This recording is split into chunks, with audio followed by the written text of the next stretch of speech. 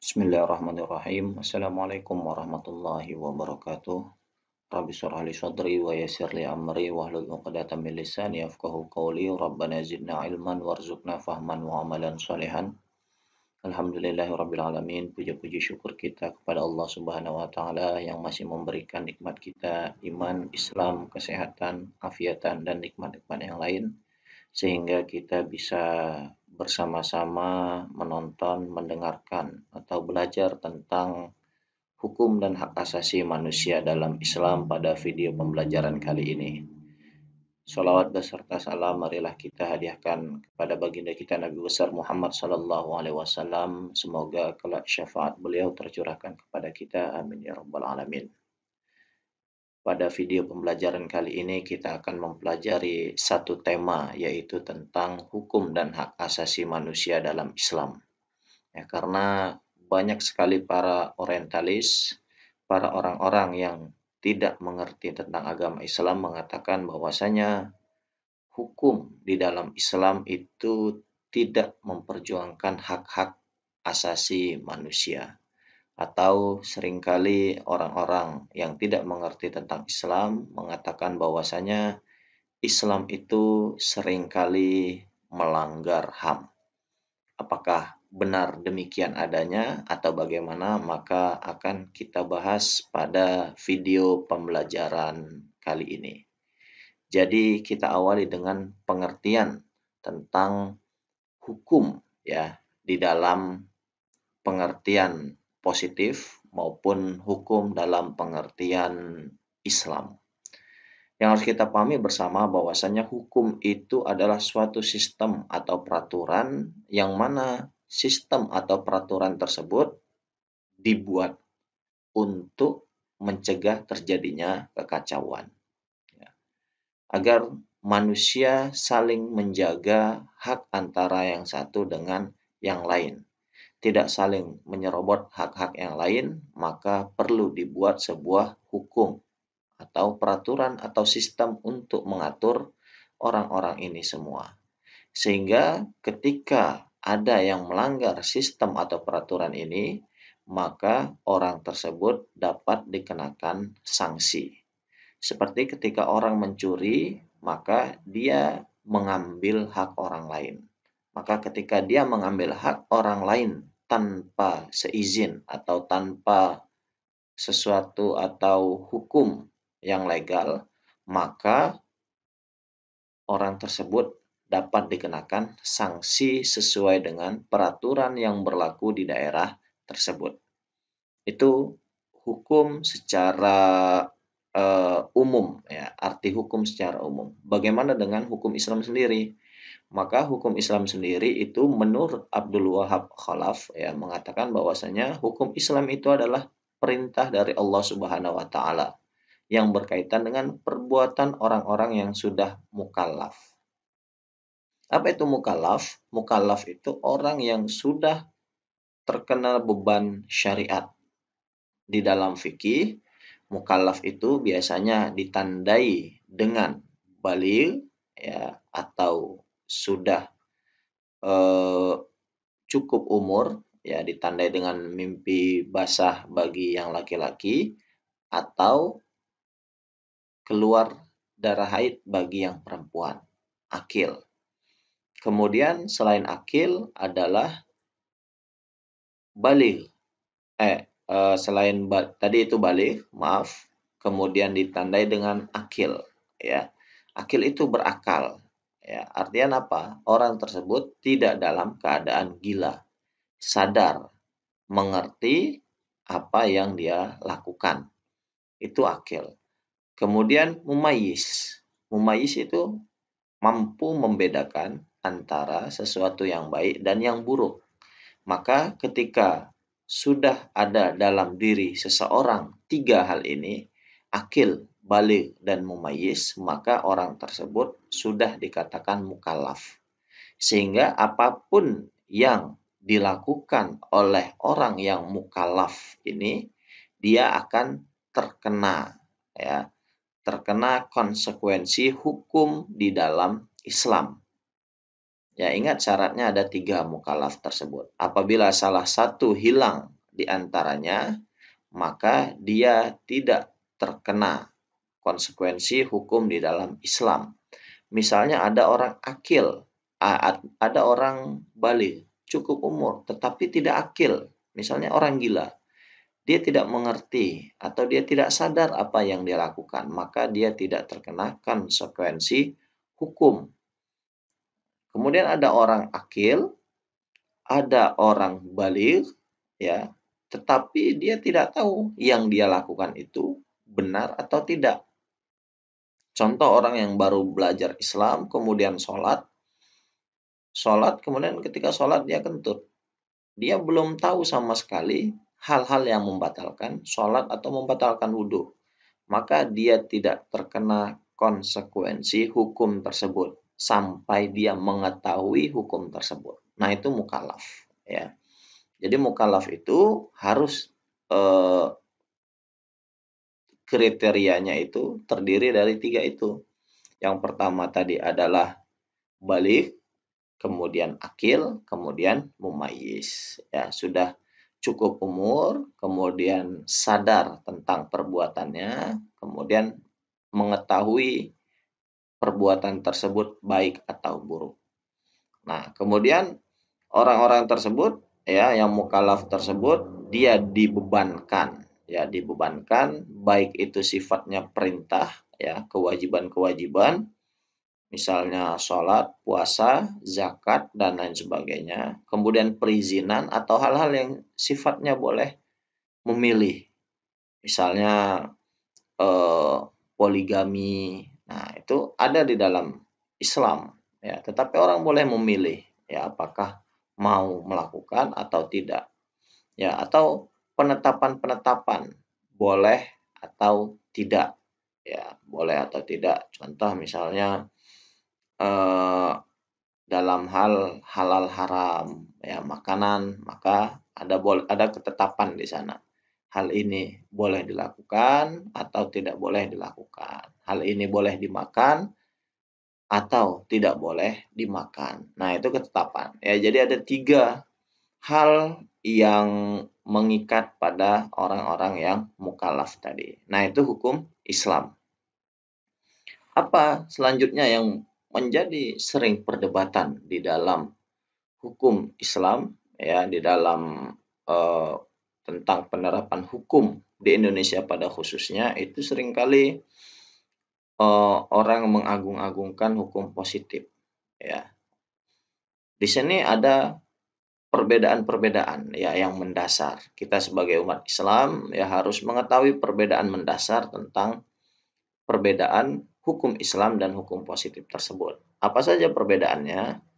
Pertama, hukum positif itu, ya, dia tidak memiliki keadilan hakiki. Mungkin dia kelihatan adil, ya, mungkin kelihatan adil, tapi keadilan tersebut itu tidak hakiki karena dibuat oleh manusia. Dan standar keadilan manusia itu relatif, ya.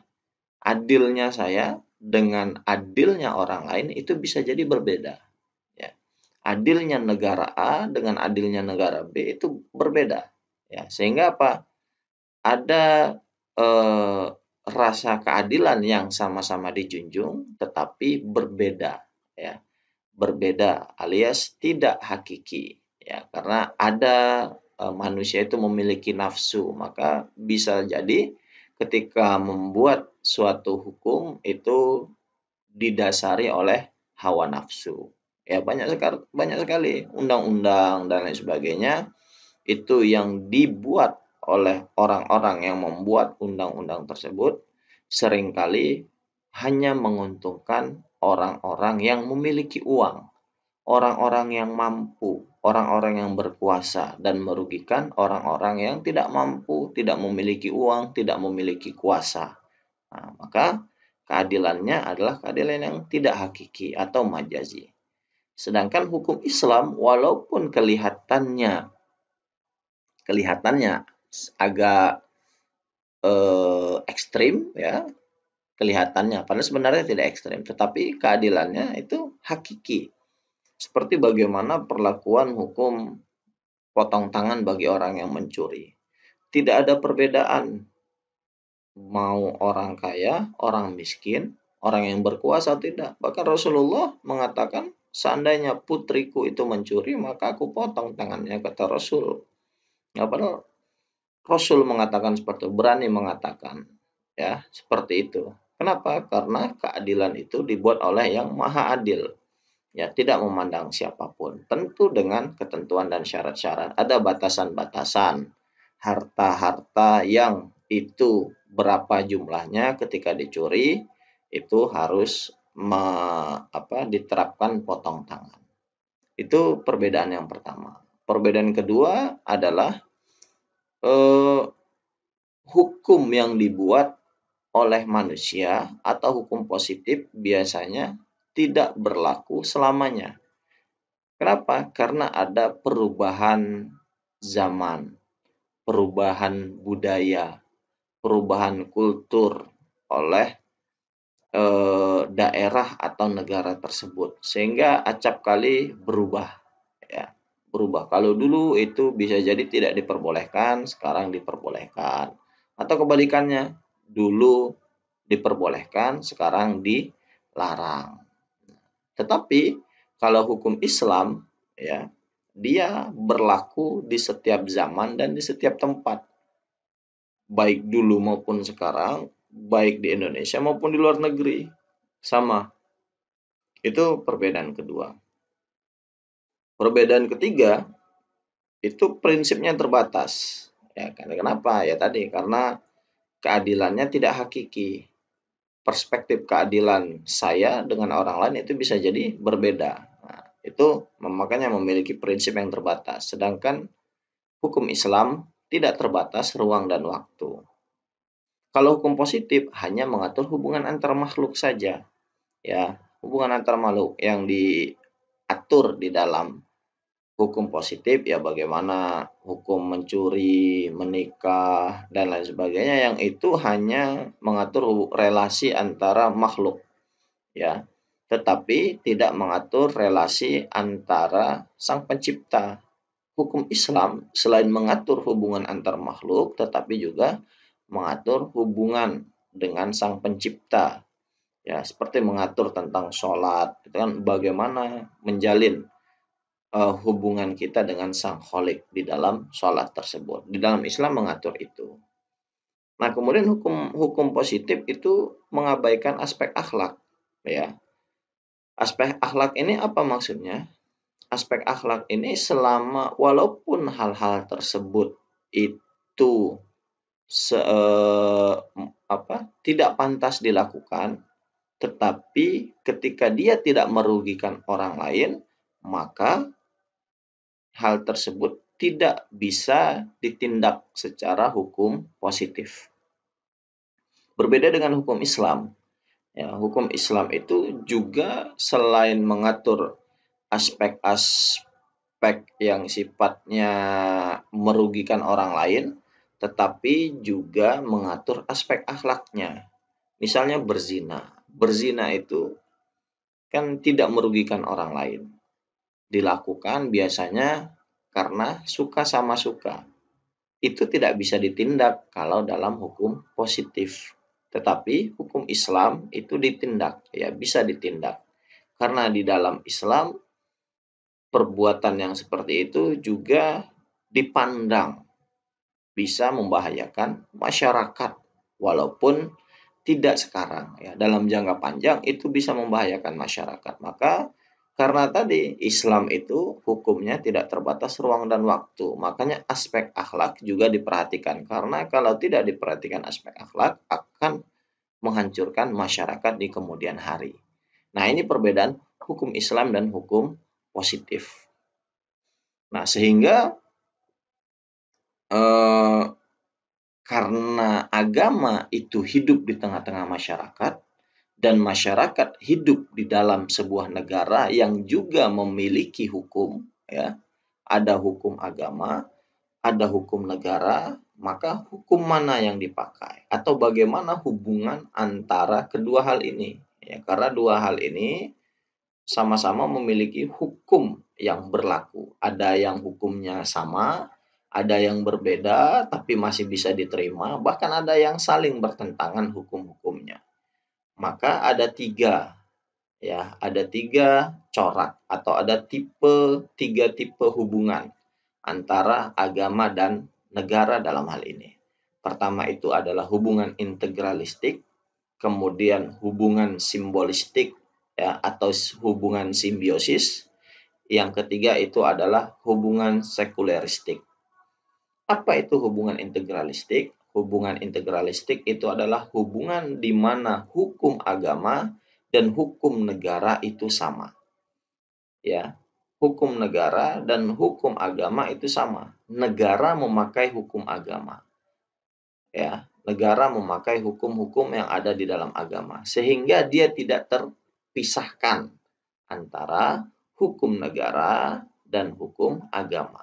Misalnya di dalam hukum agama ada perintah untuk hukum cambuk bagi yang berzina.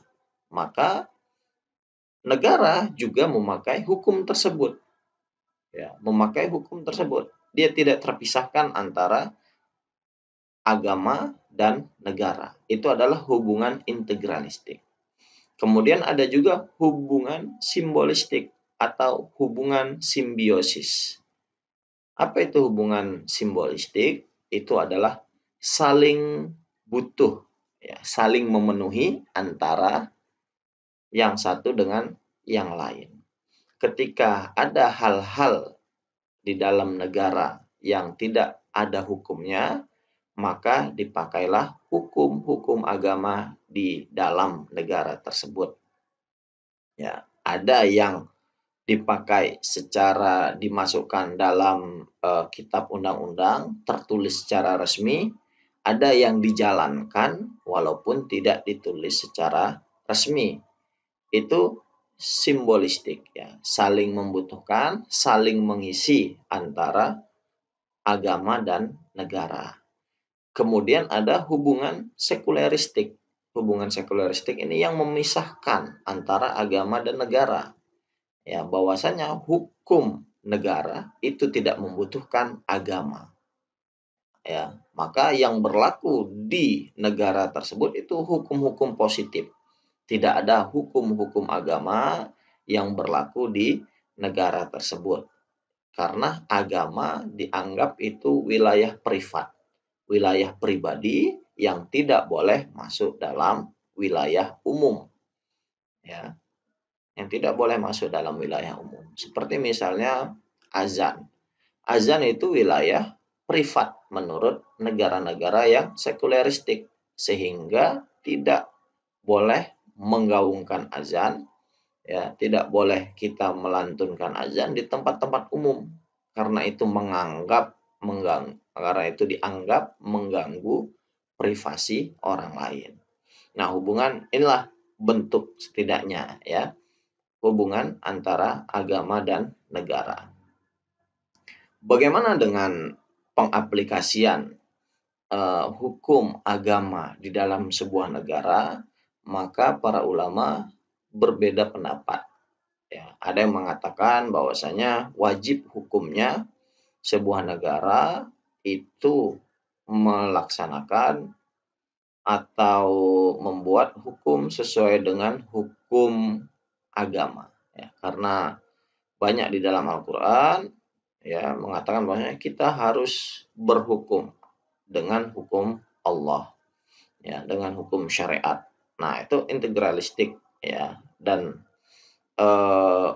ulama juga ada yang mengatakan seperti itu. Tetapi ada juga ulama yang mengatakan tidak perlu atau tidak wajib, ya, tidak wajib menggunakan hukum agama, ya, di dalam kehidupan bernegara. Ya, tidak wajib. Tetapi hukum agama bisa menjadi dasar, ya, bisa menjadi dasar hukum-hukum negara. Selama hukum-hukum negara tersebut tidak melanggar syariat, ya, tidak bertentangan dengan hukum Allah, maka hukum negara tersebut itu bisa dipakai. Nah, itu pendapat ulama tentang bagaimana pengaplikasian hukum agama di dalam hukum negara. Indonesia bagaimana? Indonesia itu ada dua tipe, ada dua model pengaplikasian hukum agama. Hukum agama yang sudah masuk di dalam kitab undang-undang, ya, misalnya tentang hukum pernikahan, ya, hukum waris, hukum wakaf, dan lain sebagainya, itu sudah masuk di dalam kitab undang-undang, ya, sehingga dia sudah secara resmi tertulis yang menjadi bagian dari Undang-Undang Republik Indonesia. Tetapi ada juga yang tidak tertulis, tetapi dilaksanakan, dia hidup di dalam masyarakat. Walaupun tidak tertulis di dalam undang-undang resmi negara Republik Indonesia, tetapi de facto-nya, ya, secara pengaplikasiannya, praktiknya itu dilakukan di masyarakat kita. Nah, itu kita negara Indonesia, yang mana kalau masuk dalam tipe hubungan tadi, dia masuk dalam tipe hubungan simbolistik. Nah, selanjutnya ada HAM. Nah, HAM ini juga sering disinggung dengan Islam, karena dianggap Islam itu tidak menghargai HAM. Ya. Dalam hal apa? Misalnya ketika orang sekarang lagi heboh misalnya LGBT, ya, lesbian, gay, biseksual, transgender. Nah, itu lagi heboh sekarang. Nah, Islam kan melarang hal seperti itu. Maka bagaimana? Orang-orang akhirnya menganggap Islam itu tidak pro HAM, ya. Suka melanggar HAM, ya, melanggar HAM karena tidak mengakui eksistensi mereka dan lain sebagainya. Nah, bagaimana ini? Maka kita di sini akan membahas tentang HAM, ya, karena hukum dan HAM juga biasanya saling berkaitan antara satu dengan yang lain. Maka kita awali dengan pada saat ini, ya, hak asasi manusia dan demokrasi itu menjadi isu penting dalam kehidupan berbangsa dan negara. Ya, bahkan negara-negara yang ingin menjalin kerjasama internasional itu harus meratifikasi tentang HAM, ya, hukum tentang HAM, ya, meratifikasi ininya PBB, ya, tentang hukum dan HAM. Nah, maka syarat itu menjadi syarat kerjasama internasional. Maka HAM dan demokrasi adalah hal yang saling terkait antara satu dengan yang lain. Ya, maka dalam hal ini Islam sangat menjunjung tinggi hukum dan HAM. Ya, bagaimana tadi sudah kita bahas tentang hukum, ya, dalam Islam itu luar biasa, bahkan hukumnya itu abadi, ya, tidak terbatas ruang dan waktu. Nah, kemudian kita juga sudah membahas, ya, di dalam video pembelajaran sebelumnya tentang maqasidus syariah, tentang tujuan syariah, ya. Apa itu tujuan syariah? Ya, setidaknya ada 5 yang dirangkum oleh Imam Asy-Syatibi, ya.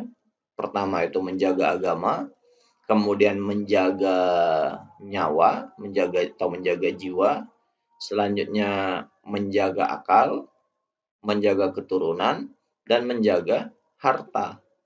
Maka 5 hal ini itu adalah hak asasi manusia, hak beragama, hak untuk hidup, hak untuk mendapatkan ilmu, ya, akal, hak agar orang tidak menjadi bodoh, hak orang memiliki keturunan, kemudian hak orang untuk mendapatkan harta.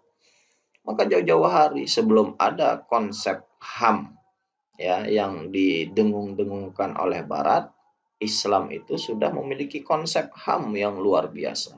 Ya, 5 itu. Bahkan syariat diturunkan oleh Allah Subhanahu wa taala untuk menjaga hak asasi manusia yang 5 tersebut. Bagaimana orang bisa berpikir bahwasanya Islam itu melanggar HAM? Kan tidak mungkin. Padahal kita atau syariat kita itu sebenarnya diturunkan oleh Allah Subhanahu wa taala untuk menjaga HAM tersebut, untuk menjaga hak asasi manusia. Tapi memang sama seperti hukum positif, hak asasi di dalam Islam itu agak sedikit berbeda dengan hak asasi yang ada yang hak asasi yang diyakini oleh orang-orang barat. Ya, apa nanti perbedaannya akan kita jelaskan. Nah, maka setiap individu memiliki hak dan kewajiban masing-masing.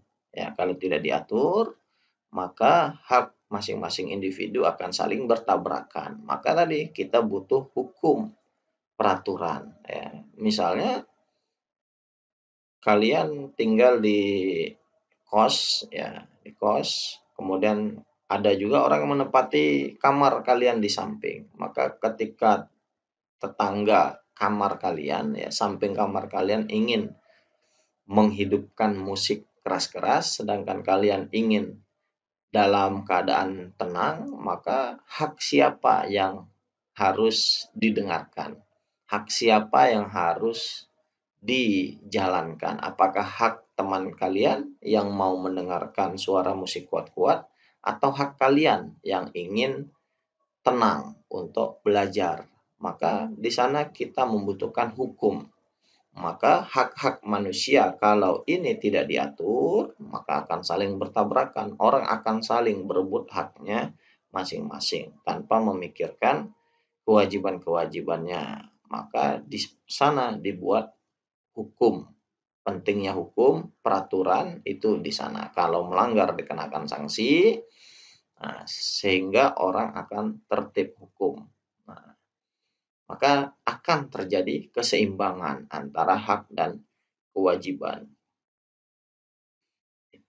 Maka apa itu HAM?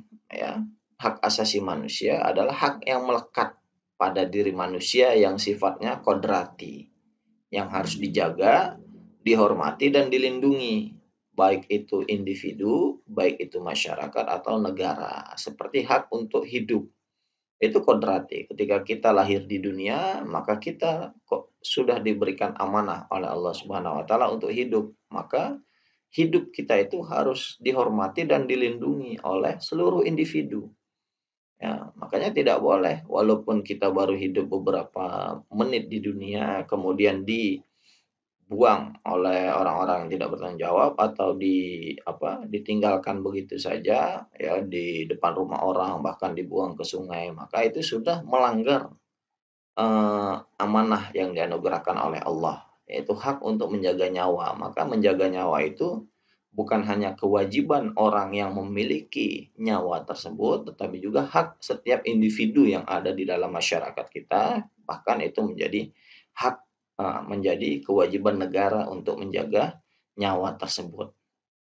Nah, maka hakikat penghormatan dan perlindungan HAM dalam konsep Islam, jadi itu menjaga keselamatan eksistensi manusia secara utuh dan adanya keseimbangan. Nah, keseimbangan ini yang diperhatikan di dalam agama Islam. Ya, keseimbangan apa? Antara hak dan kewajiban. Keseimbangan antara kepentingan perorangan dan kepentingan umum.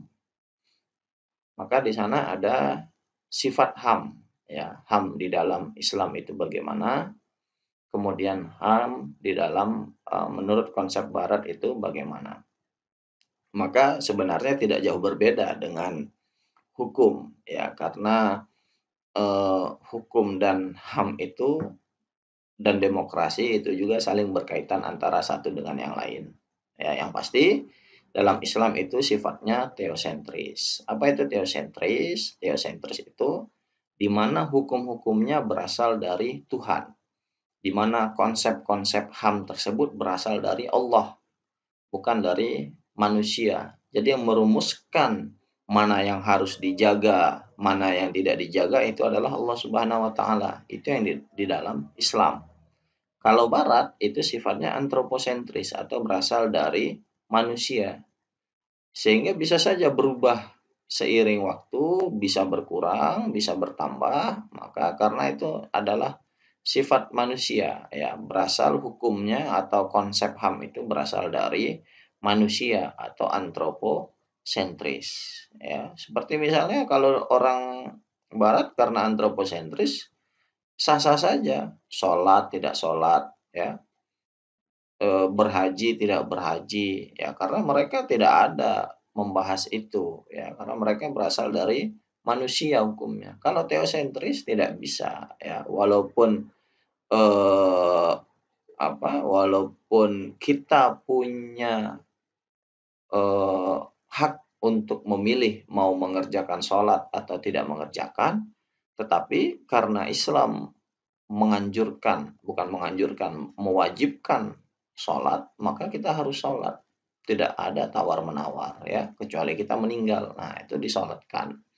Itu teosentris ya, yang mana konsep hukum dasar itu berasal dari Tuhan, Teo, ya berasal dari Allah Subhanahu wa taala. Kalau barat antro, yang berasal dari budaya, berasal dari manusia. Antroposentris, berpusat kepada manusia. Islam teosentris, berpusat kepada Allah Subhanahu wa taala. Islam ya, hak-hak di dalam Islam itu tidak hanya mengatur hubungan dengan diri sendiri dan orang lain, tetapi juga hak Allah juga diperhatikan. Jadi ada Islam itu mengatur haknya Allah, mengatur hak manusia yang lain, dan mengatur hak diri sendiri. Ya, misalnya hak Allah itu apa? Hak Allah itu untuk disembah, makanya kita sempatkan ya waktu untuk sholat. Kita sisihkan harta untuk berzakat. Kita sisihkan harta untuk bisa pergi berhaji. Karena itu apa? Hukukullah, ya haknya Allah.